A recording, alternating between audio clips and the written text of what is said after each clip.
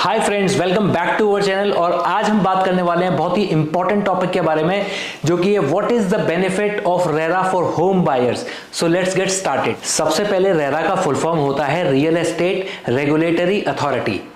ये इंडिया के हर स्टेट में बनाई गई by the act of RERA 2016।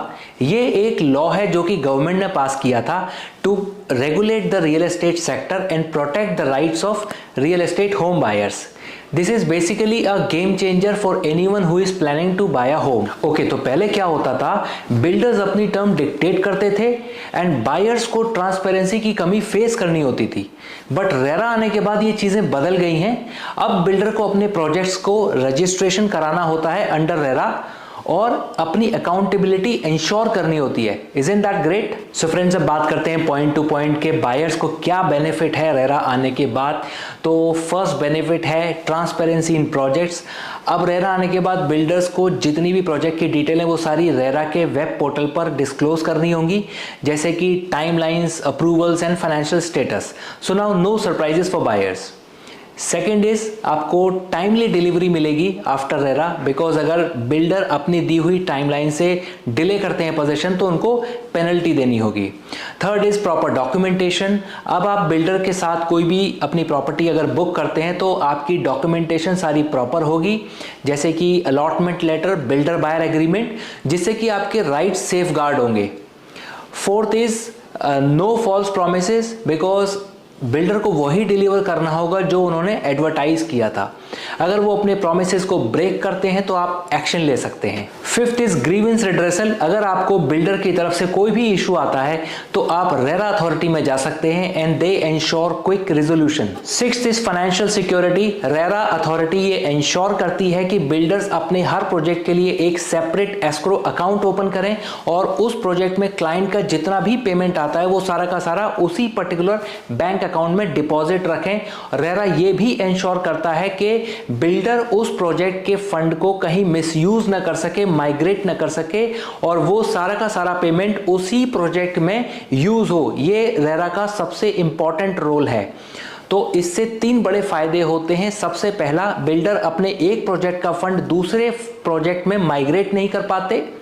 दूसरा, बिल्डर एक प्रोजेक्ट को दिवालिया घोषित नहीं कर पाते क्योंकि उसमें ऑलरेडी काफी सारा फंड पड़ा हुआ होता है। तीसरा, बिल्डर मजबूर हो जाते हैं जब फंड माइग्रेट नहीं हो सकता, मिसयूज नहीं हो सकता और एक ही प्रोजेक्ट में पड़ा हुआ है तो क्यों ना उसी प्रोजेक्ट की कंस्ट्रक्शन फास्ट कर दी जाए, जिससे कि कम से कम बिल्डर की ब्रांड इमेज तो इंप्रूव हो। फास्ट कंस्ट्रक्शन हो गई, टाइमली डिलीवरी हो गई तो बिल्डर की इमेज इंप्रूव होती है। Seventh benefit is advertisement after RERA. Friends, अब बिल्डर्स जब अपने प्रोजेक्ट का रेरा नंबर नहीं ले लेते तब तक वो अपने प्रोजेक्ट का एडवर्टाइजमेंट नहीं कर सकते, ना ही बुकिंग कर सकते। पहले क्या होता था कि सारी अप्रूवल्स आने से पहले ही प्रोजेक्ट लॉन्च हो जाता था और बुकिंग स्टार्ट हो जाती थी और सारी अप्रूवल्स आने के लिए 6 महीने से साल भर तक भी कभी कभी लग जाता था और वो टाइम बायर्स को पेमेंट करने के बाद भी अननेसेसरी वेट करना पड़ता था, जो अब नहीं होता। Eighth is carpet area standardisation. RERA की कोशिश ये है कि सभी बिल्डर्स अपने प्रोजेक्ट्स को कारपेट एरिया के बेसिस पर सेल करें, ना कि सुपर एरिया के बेसिस पे, क्योंकि एज अ लेमैन आप कारपेट एरिया तो कैलकुलेट फिर भी कर सकते हैं ब्रोशर में देखकर, फ्लोर प्लान में देखकर, बट सुपर एरिया को कैलकुलेट करना ऑलमोस्ट इम्पॉसिबल है क्योंकि उसमें बहुत सारे हिडन फैक्टर्स होते हैं और वो काफी कंट्रोवर्शियल भी हो सकता है। So again it is in the favour of buyers और सभी इंपॉर्टेंट डॉक्यूमेंट्स में रेरा ने यह भी कंपलसरी किया है कि बिल्डर्स को कारपेट एरिया भी मेंशन करना पड़ेगा। 5 year structural warranty. Friends, RERA ने ये कंपलसरी किया है बिल्डर्स के लिए कि उनको अपने सभी प्रोजेक्ट में 5 ईयर का स्ट्रक्चरल वारंटी देनी होगी, बिकॉज मैं मानता हूं कि कोई भी स्ट्रक्चर 40-50 सालों के लिए कम से कम बनाया जाता है, तो अगर 5 साल भी कोई स्ट्रक्चर नहीं चल पा रहा है, उसमें वेयर एंड टेयर आ रहा है, तो क्या ही क्वालिटी का काम किया है बिल्डर ने। तो कहीं ना कहीं ये जिम्मेदारी तय होना जरूरी भी था और रेरा ने ये काम किया है कि अगर आपके बिल्डिंग के स्ट्रक्चर में कोई भी फॉल्ट आता है तो बिल्डर उसको फ्री ऑफ कॉस्ट रिपेयर या दोबारा से कंस्ट्रक्ट करके देगा। फ्रेंड्स, एक प्रिकॉशन मैं आपको देना चाहता हूं। एक लूप होल है जहां पर कि रेरा भी फेल हो सकता है। अब देखिए, रूल बनाए तो लूप होल्स भी बनती हैं। मैंने नोएडा में या आसपास एरियाज में ऐसे प्रोजेक्ट भी देखें, कमर्शियल प्रोजेक्ट स्पेशली, जहां पे बिल्डर्स 90% आपसे कैश ले लेता है और सिर्फ 10% आपसे वाइट पेमेंट रिसीव करता है और उसमें आपको बिल्डर बायर एग्रीमेंट वगैरह सब कुछ बना के दे देते हैं। तो आपकी वाइट में जो डील बनेगी वो सिर्फ 10% में बनेगी।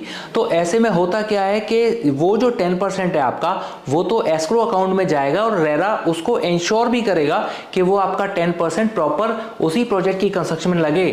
बट व्हाट अबाउट बाकी का 90%? उसको तो बिल्डर ने कैश ले लिया, उसको तो वो मिसयूज कर सकता है, कहीं और माइग्रेट कर सकता है, जरूरी नहीं है कि वो उसी प्रोजेक्ट की कंस्ट्रक्शन में लगाए। तो ऐसे प्रोजेक्ट्स आप देखेंगे तो या तो वो बहुत स्लो कंस्ट्रक्शन होते हैं, बहुत लंबे चलते हैं और कंस्ट्रक्शन हो ही नहीं पाती, या फिर वो प्रोजेक्ट्स या वो बिल्डर दिवालिया घोषित हो जाते हैं।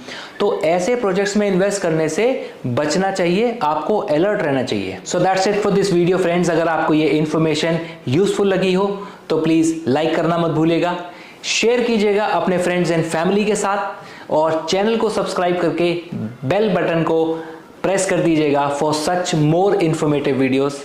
सो मिलते हैं अपने नेक्स्ट वीडियो में, तब तक के लिए stay informed and stay safe. Bye bye.